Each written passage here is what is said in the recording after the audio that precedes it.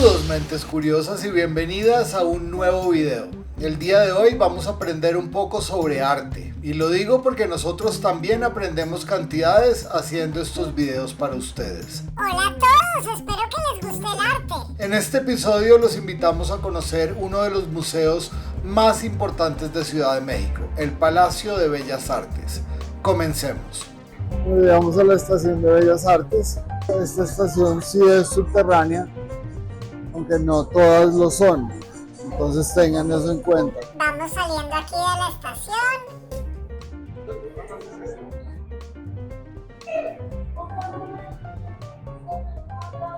¿No? Tienen arte en la estación de metro, qué curioso. Esta de acá es una cabeza de perro y este es un trono ceremonial.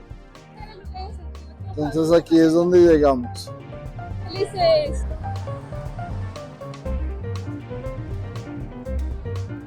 Bueno, ya llegamos al Palacio de Bellas Artes y la verdad qué belleza, porque es que no todo el mundo tiene el privilegio de venir en esta época del año con las jacarandas todas florecidas. Es realmente un espectáculo ver toda esta combinación de colores y en esas cantidades, porque son cientos de miles de árboles regados por toda la ciudad y todos como si se pusieran de acuerdo para florecer al tiempo. Entonces es muy bonito.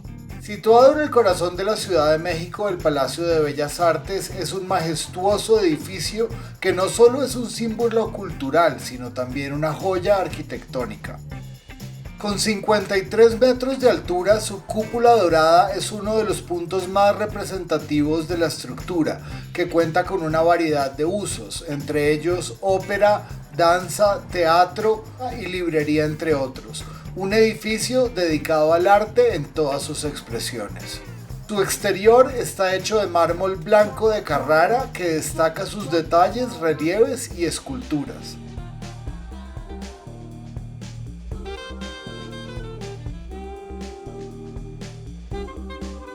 Aunque su construcción comenzó en 1904, el palacio fue inaugurado en 1934, con una mezcla de estilos arquitectónicos entre Art Nouveau y Art Deco. Duraron 30 años construyendo este sitio. Una sonrisa, chiquitín.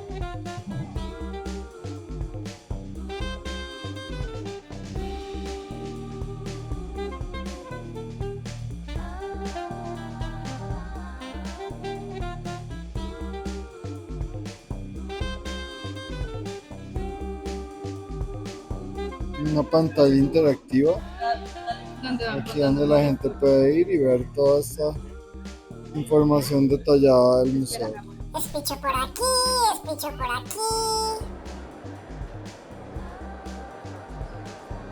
Kaline, ¿cómo estás? Estoy bien. ¿Cuál es el motivo que te trae a México? La verdad fue por el Museo de Frida y después las playas también. A mí me sentaría a ver unas vacaciones de playa. El siglo XX es considerado un hito del arte mexicano, con el movimiento muralista liderado por artistas como Diego Rivera, David Alfaro Siqueiros, José Clemente Orozco y Rufino Tamayo.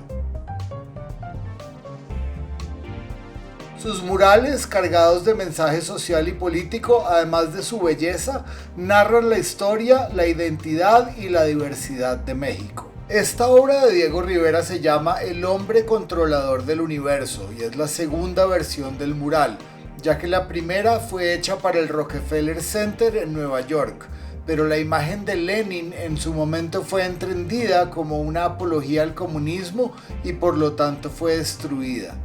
En la obra podemos observar una visión futurista del artista que incluye temáticas políticas, tecnológicas y sociales. ¡Mamíferos unidos jamás serán vencidos!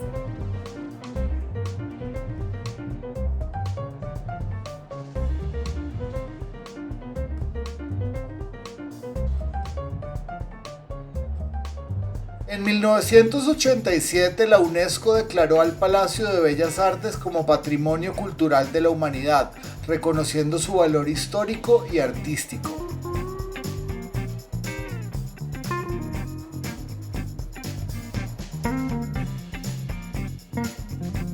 Bueno, estamos con James en el Palacio de Bellas Artes de México. James, ¿qué te trae a México? Estoy aquí en vacaciones, es mi spring break, soy estudiante, entonces muchos de mis amigos están aquí conmigo. ¿Qué nos recomiendas de México que nos podemos perder? Nosotros venimos de Colombia. Pues en la Ciudad de México les recomiendo Xochimilco, el bosque con creo que se llama Chapultepec, el castillo, el Museo de Antropología.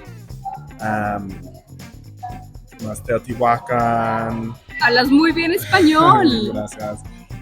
Hay demasiadas cosas que hacer aquí.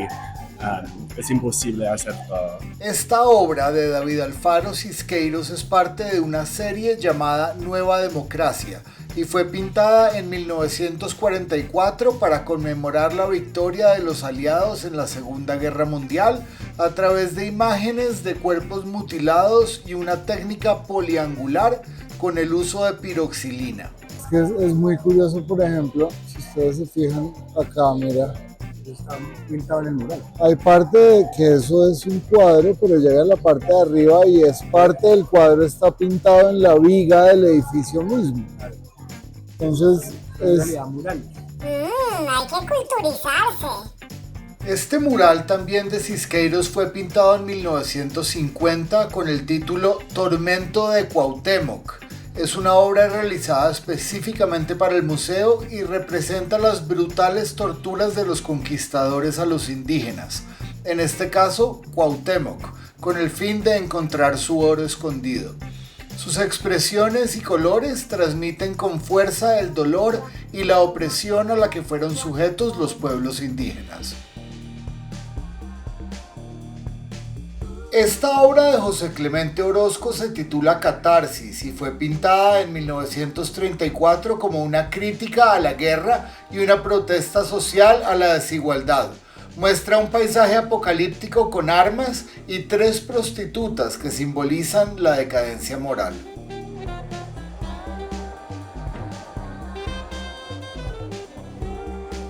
Pues de hecho este personaje tiene facciones de 5 personajes. Esta combinación que hace Rivera como de pues, implementar a varios personajes que van a tener un gobierno muy positivo, muy imperialista. El grafiti es una forma de muralismo. Esta obra de Diego Rivera es de 1936 y se titula Carnaval de la Vida Mexicana. Está compuesta por una serie de 4 paneles con un contenido profundamente político y crítico de la ambición de poder y la corrupción de la cual era víctima el pueblo mexicano en su momento.